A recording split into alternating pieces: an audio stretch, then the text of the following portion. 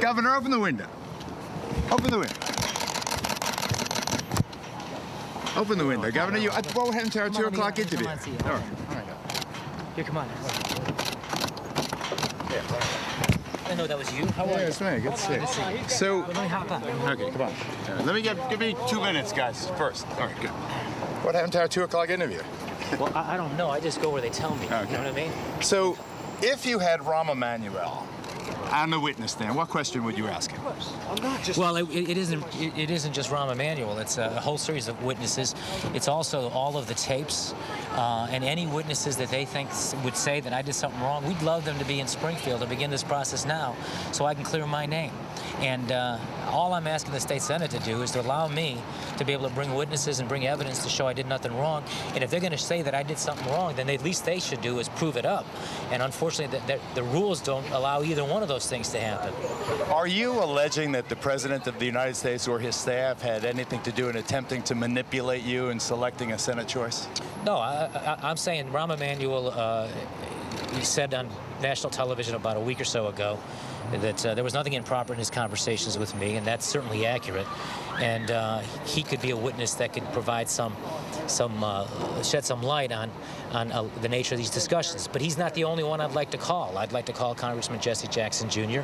I'd like to call Valerie Jarrett, who's a top-ranking official in the Obama administration. I'd like to call, Senator Dick Durbin, Senator Bob Menendez, Senator Harry Reid, and a lot of other people that I had conversations with. And I'd like to be able to have all of those tapes. Let me ask you about the Jesse Jackson Jr. conversation specifically. There is an allegation, his reputation is greatly diminished because of this, that he wanted to pay to play. Is that accurate? I'm not going to go into any of the details. I'll say that my conversations with Congressman Jackson were appropriate. His with me, and mine with his. And I'd like him to be able to go to Springfield and testify under oath and let him tell his version of it, which I believe would be consistent with mine. Why didn't you try to stop this proceeding in court, though? It seems your lawyers are leaving you, they're rats jumping off the sinking ship. No, it's not that. It's a principled position by my lawyers. It's a kangaroo court, Geraldo. When they are basing an impeachment on a criminal allegation that their rules don't allow them to prove up, and they, even worse than that, don't allow me to disprove by preventing me from calling witnesses, then my lawyers and I believe that to be part of a process like that is to dignify a fraudulent impeachment process that sets a dangerous precedent for governors in Illinois and governors across America. If a legislative body can undo the will of the people who've twice elected me governor by taking allegations that they can't prove or won't allow me to disprove by preventing me from calling witnesses and having evidence, then what country do we live in? This is a fundamental I totally right. agree with you, and I have opined that on the air, but the problem is those tapes sound so tacky. They sound as if you were attempting to sell the office. Well, you take snippets of conversations out of their proper context. There's embarrassment there, obviously, in private conversations. I would like every one of those tapes to be presented to the Illinois State Senate, every one of them, and let them hear every one of those conversations and see where those conversations, what they were, where they were going, and where they ended up. Were you trying to get money for that office? Absolutely not. Absolutely not. And the wreck of your political career, because it seems as if you can't stop this runaway train in Springfield. No, I think it's a fixed process. They've made a decision long ago. When this all happened, there was a big rush to get me out so they can, make an adjustment on, they can make a Senate pick. When they refused to pass a bill which I supported, which would have allowed the people to choose the next senator. Then they wanted me to not do my constitutional duty and deprive Illinois of a U.S. senator and threaten me if I actually went out and picked a United States senator. I picked Roland Burris, and in spite of all the hoopla, my senior senator, Mr. Durbin from Illinois, and Harry Reid and all the others, the law is the law and the Constitution is the Constitution. I met him. I think he's a good guy.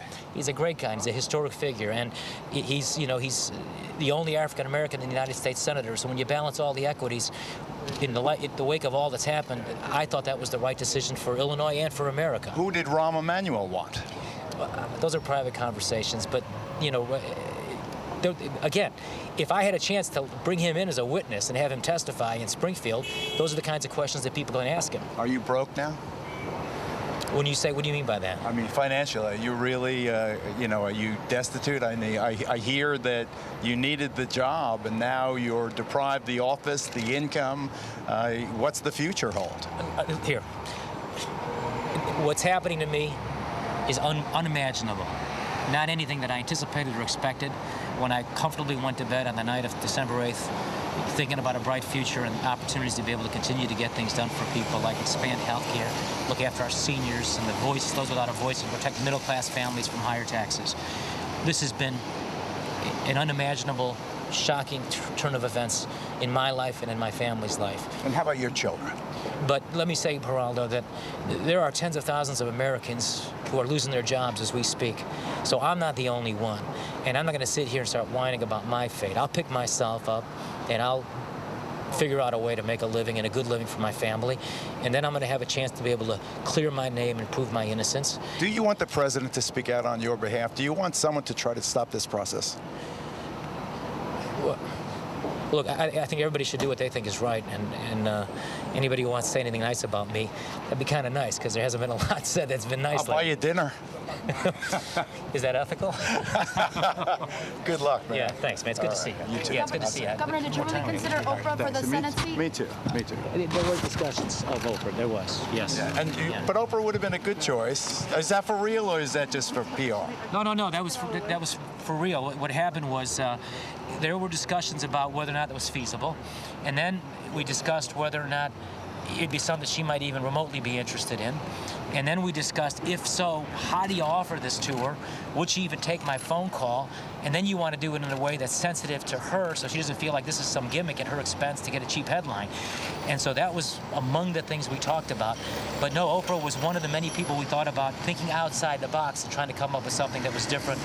And with her, an African-American woman who had been more instrumental in electing Obama president as anybody, and her influence at her bully pulpit probably matching 100 senators combined, I think she would have been a great voice for the Obama agenda as well as for the American people. But as events unfolded, it was unfortunately curtailed before it could get going. It's Governor Rod Blagojevich in his first cable news interview. I didn't expect it to be here in the parking lot of The View, but I'll take what I can get. Thanks, Governor. Yeah. And good luck to you, mate. Okay, Thanks a lot, man. Thanks. What do you think about